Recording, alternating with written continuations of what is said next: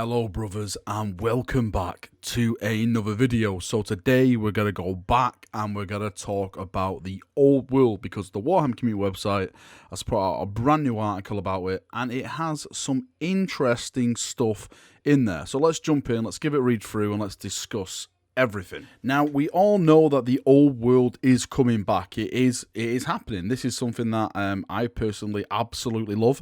I was a huge fan of Warhammer Fantasy, massive Bretonia fan. Those are my boys. I love anything cavalry, knights, you know, that kind of fantasy theme. It absolutely blew me away. And now we have another article dedicated to the Cartography of the old world. Now, fun fact, I was actually really wanting to be a cartographer when I was in high school, but I couldn't draw, so that was one a decision that was made for me very early on. But this article goes into a bit more in-depth looking at the new map for the old world. And what I mean by new map, it's like they've basically redone the map and given it that that kind of HD format, bringing it up to the standards that you expect, or what you see when you look at maps in 40k books or Age of Sigmar books and stuff like that. The actual text states that this is a work in progress of a new map, more or less focusing on the empire in the world that was. That's what they're calling this, by the way, the world that was. That's GW's term for it. For me, it's always going to be Warhammer Fantasy, but people call it different things. Now, the person who is attached to this, who is basically the main person, is someone called Louise, who works for the Forge World. Well, she's a Forge World artist, and she's a budding cartographer.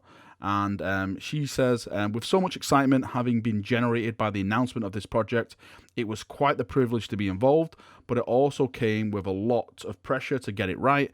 This led to me checking as much reference material as I could to ensure that all the geographical locations were as accurate as I could make them. It's been a lot of fun capturing this fantastic feel of the old world, but this is only a taste of things to come. There's still loads more to be added. So yes, again, this is just a little preview and just showing off the map. It seems like they're rebuilding it up from the ground up. I think a lot of this comes from the success of Total War 2.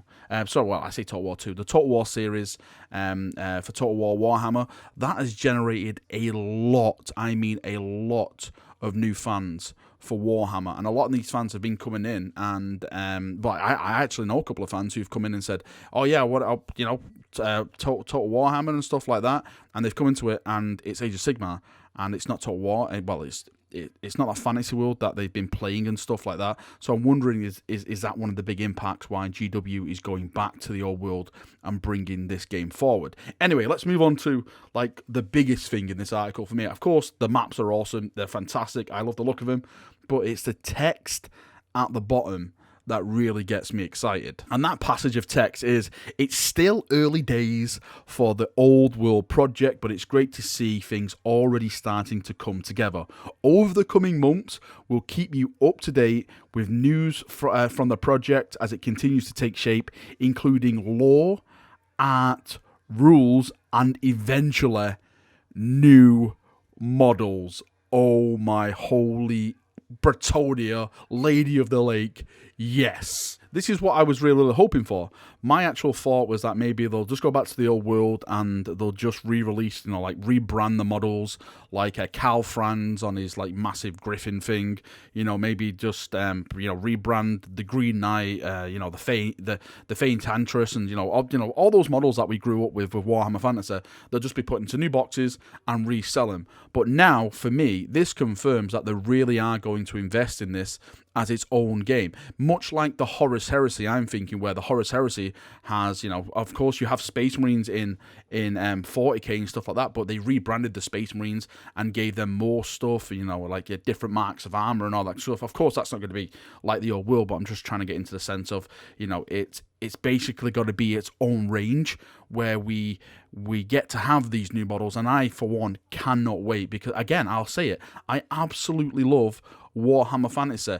Age of Sigmar hasn't really taken me, you know. And I know people love it. Yeah, I will never say no, you know, call people for liking that game. I think it has some absolutely amazing models, but the lore has never really done it for me. And as someone who's really big into narrative when I build armies and stuff like that, the Warhammer Fantasy lore is just absolutely incredible. There's just so much awesomeness about it, and I'm just so excited. I'm so excited for the lore, the art, the rules, and of course the new models. Hopefully this means like new Bretonians, you know, new peasants, again Fane Tantris, King Luen, you know, all these awesome characters that I grew up with, that I fell in love with, you know, watching fantasy and stuff like that. Hopefully these will be remade into brand new characters and given that love and treatment that we've been seeing from GW, because the sculpting process, or should I say the model design process from GW over the past couple of years, I think has just jumped leaps and bounds. Like, just look at the Age of Sigmar stuff and the fantasy stuff, just look at some of the 40k stuff.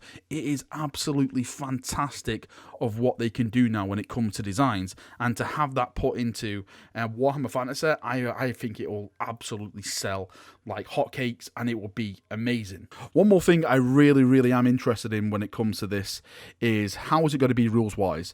Now we know like what basically the general look of it is and stuff like that, but we know with the movement trays and like how fantasy used to work. Now are they going to keep with that? Because we all know the way Age of Sigmar went with the round bases and everything like that. Does that set like the foundation now on how GW do their rules, or are they going to keep it with the square bases? I for one personally hope they do keep it square bases. I used to love the little movement trays and stuff like that. I know you can get movement trays when, you know, like the circular ones, the MDF, even GW have put some plastic ones out and everything like that, but I just used to like love the whole squareness of it, and like basically how you could flank and, you know, rotate and turn, and, you know, all that awesome stuff that's attached to fantasy. So fingers crossed that they keep with that. I actually want to start making an army right now. I really do.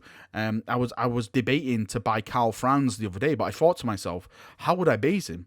Would I base him with square bases, or would I base him with a circular base? So until GW start giving us that type of information, I think I'm just going to hang fire. But as soon as we get some confirmation on what the hell's going to be going on with the bases and how they're going to be, you know, doing it and stuff like that, then I am jumping in full frontal, right into the deep end, no clothes on, and just getting in there. I am definitely doing a brand new fantasy army. All right, Chaperonios, thank you for coming. Thank you for watching. I just thought I'd pass that information on. I'm really excited.